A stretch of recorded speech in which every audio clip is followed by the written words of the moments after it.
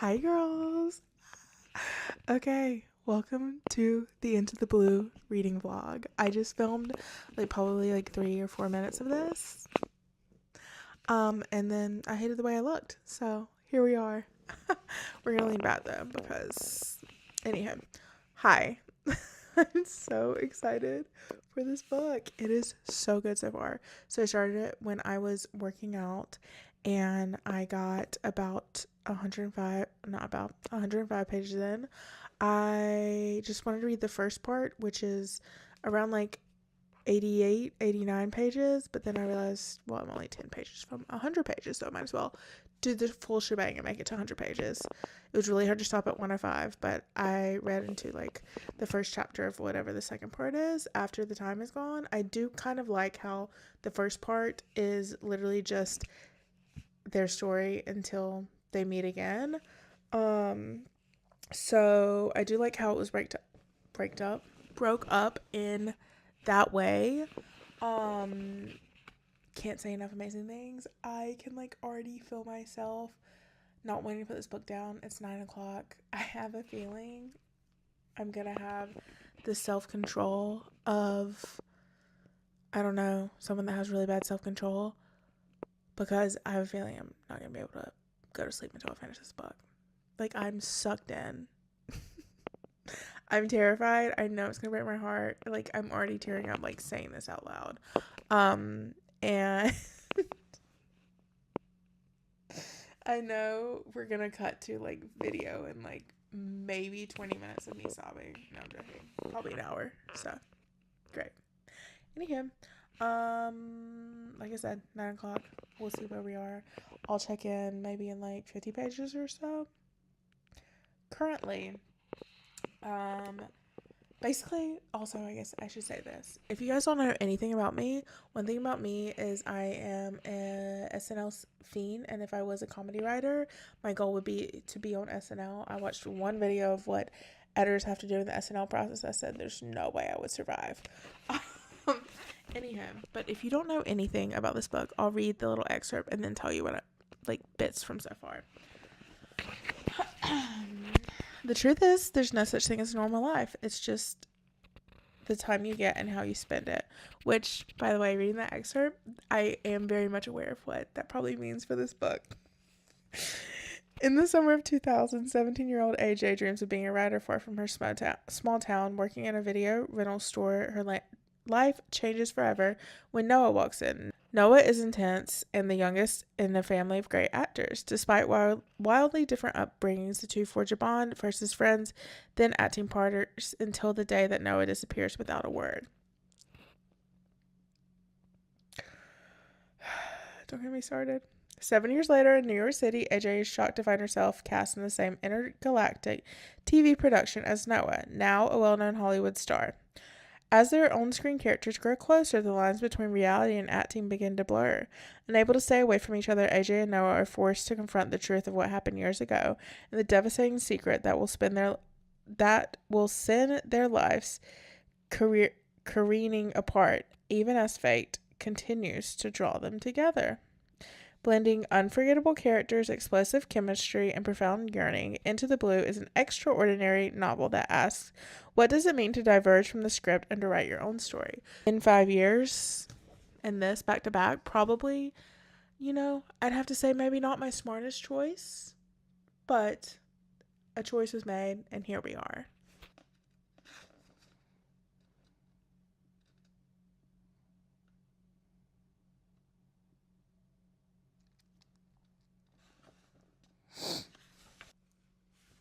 No, I'm literally fine.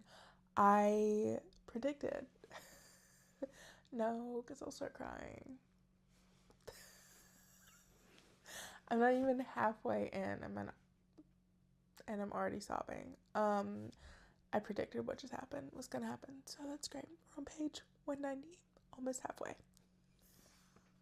I actually wish I was joking. When I'm popping on,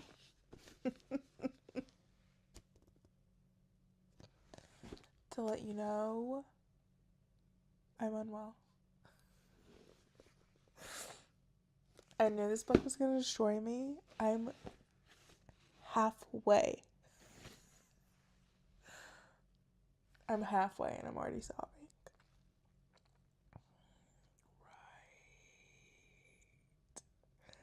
I can't. Like, I actually can't. It hurts, like, so bad. Or, no, it hurts so good is the word I was looking for. Like, you know, it hurts, but it's in the most beautiful way.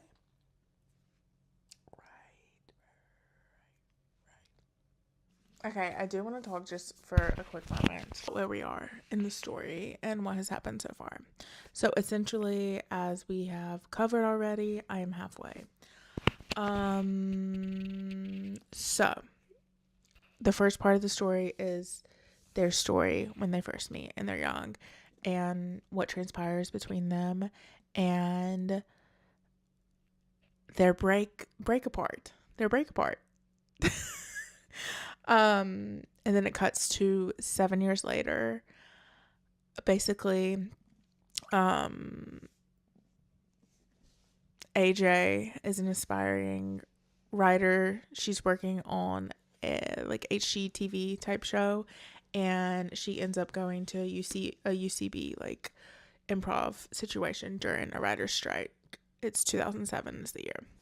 And when she gets there, she ends up becoming a contender for I was gonna say revamp, or what do you call it? Like all the remakes of like the shows that they're doing these days. Anywho, it's a prequel though. So it's a prequel of their favorite show from their childhood and what brought them together in the first place.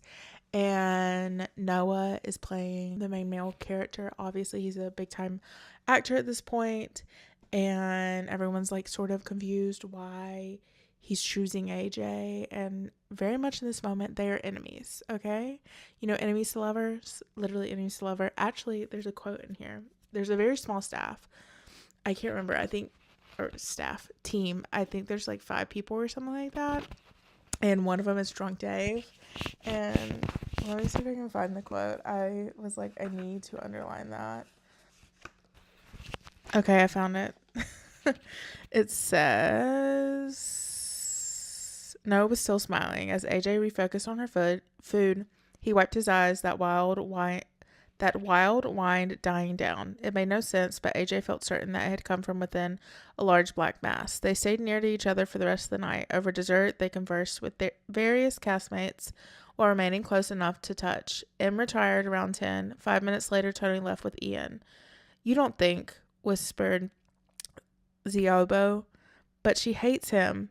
Enemies to lover, called Drunk Dave. Anyway, so okay. So basically, I just finished reading part 2, which was about like 100 and maybe like 100-ish pages. And now we're on part 3. The intro is blue coats. There are no mistakes. The mistake is thinking we all know more than the cosmic consciousness. We cannot see all the pieces at play. We cannot even see the board. And this from Laughter and Death. Anywho, so it is now 2011 and AJ is working at SNL. So let's get into it. Manuel. Hey chat. So, what's going on? I'm another 100 pages in. Let's breathe. Let's breathe together. I don't even know what to say. I'm in shock. I'm like at the point where it's like, okay, I've cried. I'm crying. I'm so distraught the tears can't come right now. Like, that's where I'm at. First of all, I did not see the ending of part 3 being like that, for starters. I'm gonna go punch Noah in his throat. I mean, for starters. But I guess we should recap what has happened now. We now have about 100 pages left. Yeah, we have about 100 pages left. We're in, I think part 4 is the last part. I don't think it's 5 parts. I think it's 4 parts. And essentially, let me actually go back and look because it starts with we've jumped time. AJ is now working at SNL, and Noah, the worst had happened to her, which she knew would happen, is that Noah would come and host. So, the most important part is that, well, I'll just say that Noah is coming to host SNL, and she's confronted with her feelings. She's moved on, he's moved on, and life has kind of just continued on. An event happens, and they somehow get pulled back together. Then they start doing these cons together, and they've just had a big moment together at the last con they were doing together. And like I said, I would prefer to go punch Noah in his throat, but also, like, I don't understand, but like, as someone with a chronic illness and someone who at points in their life has been like what's the point? Like, I can understand. So, anyhow, I have sort of a thought of how they're gonna end off in the book, and by they, Emma. But I'm terrified nonetheless. So, yeah, I think I've made it like 2 pages. The truth is, there's no such thing as a normal life. There's the time you get and how you spend it. She looked at AJ, eyes brimming, and placed a hand on her arm. Love is always a risk, she said quietly, in an answer to the question AJ hadn't asked. Yeah, I'm completely normal about this. We're at the 3rd act conflict. I think we have, let me do the math in my head, 50 pages left. I'm not okay. Hey! So, I have a page and a half left. I'm not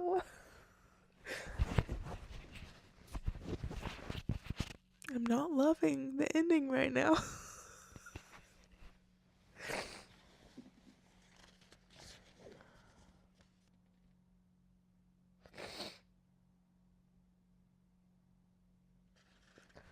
Thank you so much, Emma.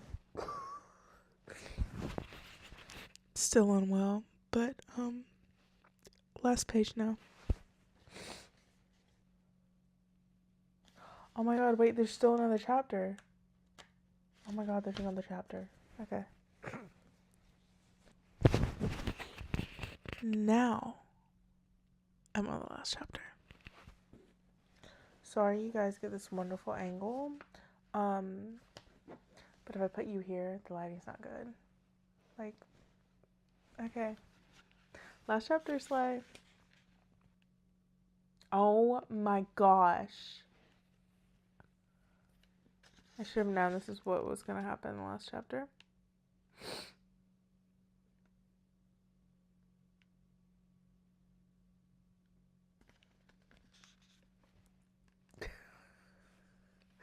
No, I'm unwell. Oh.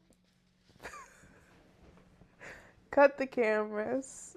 Cut the cameras.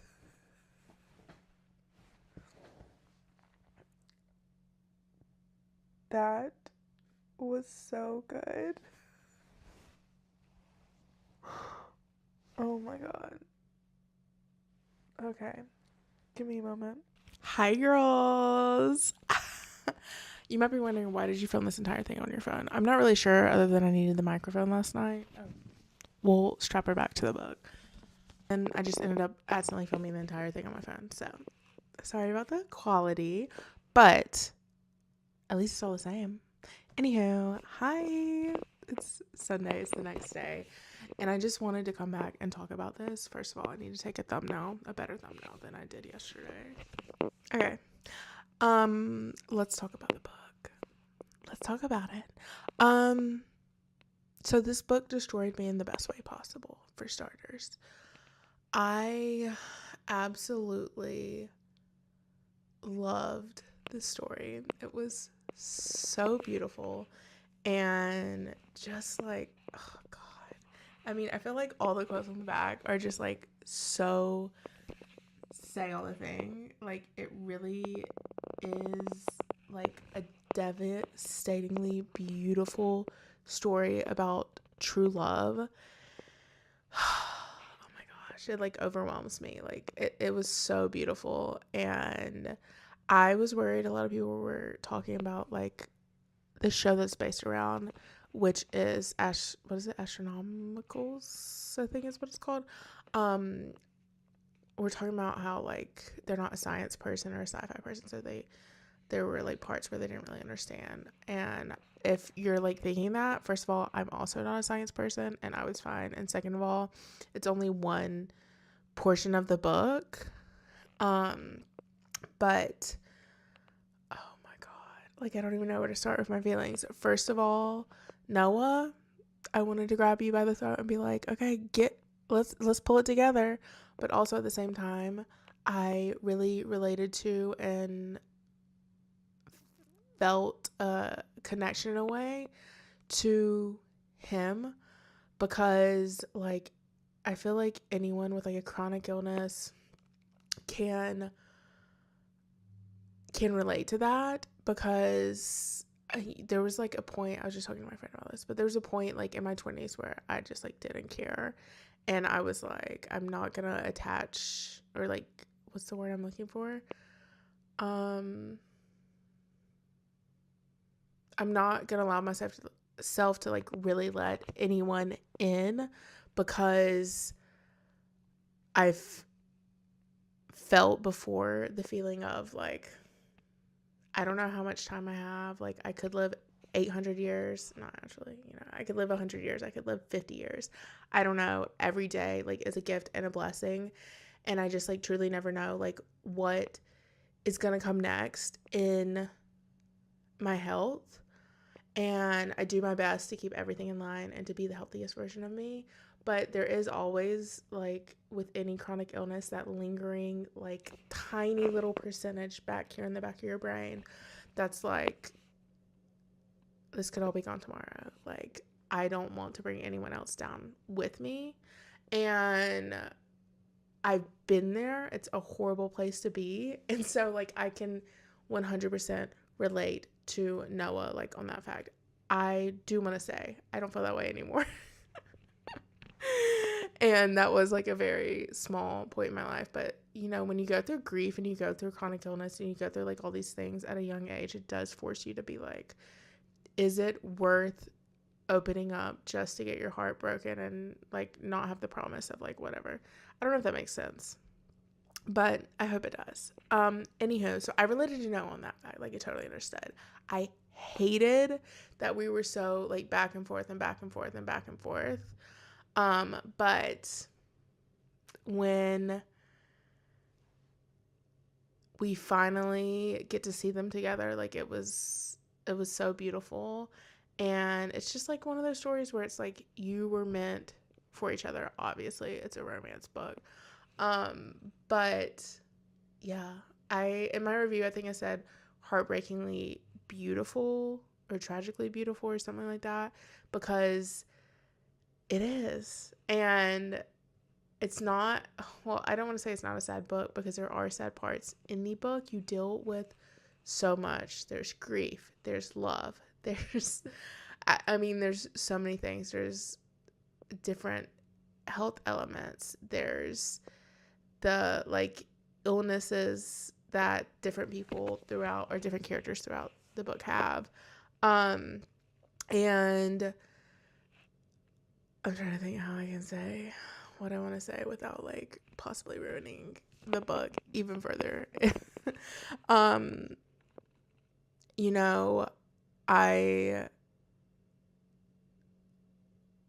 It's just one of those books that you leave, or I went in knowing like this is gonna like destroy me in the best way. It's just one of those books. It destroys you in the best way. And yes, there is closure and beautiful love story, and like it all works out in the end, but there are these part of it. Also, as an SNL girly, we already covered this. Absolutely adored that part. Absolutely adored that part. And I think that's basically it. I mean, everyone was right. This is not one of those books that you read and you finish and you're like, oh, like, this was an overhyped book talk book. For me, this fully lived up to the hype. I obviously rated 5 stars because in my current era, I've been going with the 5-star feeling. Were there parts of this that I was like, what are we doing? Not as the writing standpoint, but just like as the characters, like I wanted to punch them. Yeah, there were parts. And obviously no book is perfect, but this was like such a 5-star feeling book for me, and I really enjoyed it. Loved it. I mean, it reminds me of kind of like the way I felt in the Magnolia Parks. I don't know what book that is. I think it's the 3rd book. Or is it the 4th book? Wait. I think the 3rd book, this big life-altering event happens in the 4th book. It's the 4th book. Or the last book. It reminds me of how I felt with that. Like, I sobbed reading that. And, you know, I did the same thing with this, but like so good and so worth it. And I will be recommending this to everyone I know that loves romance books. Anyway, okay, I'm gonna go now. I can't believe I read this in one day. Like, this is an almost 500-page book. Not only did I read it one day, I read it in like 6 hours. Is that right? Yeah, because I read for an hour when I worked out, and then I probably read like 4 more hours. Anyway, okay, I'm gonna go now. I hope you guys enjoyed this review. I hope you guys enjoyed this video, and I will see you guys soon.